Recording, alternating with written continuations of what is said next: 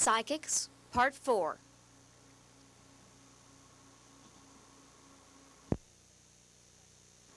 Extrasensory perception, or ESP, is perhaps the most commonly used term to define what happens when someone is able to see something that hasn't happened yet, or that happened at another time.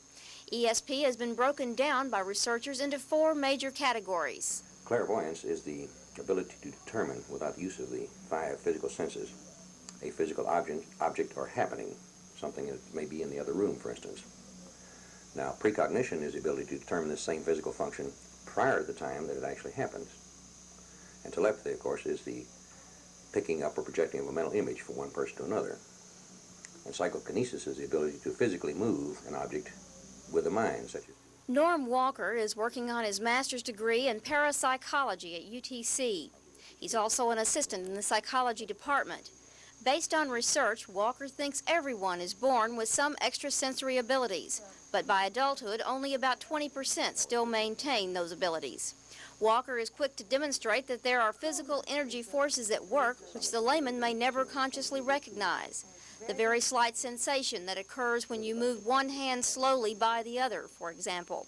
Walker thinks such forces may someday figure into the scientific explanation of extrasensory powers.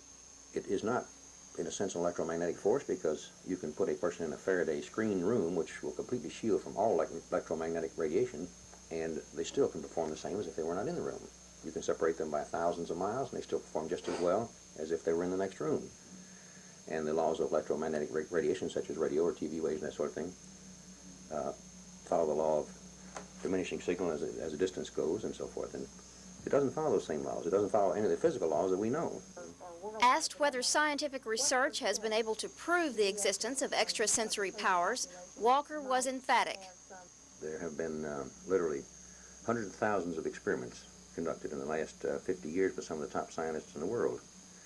And anyone who examines this evidence can't help but conclude that something is taking place other than what we would expect with the normal 5 senses.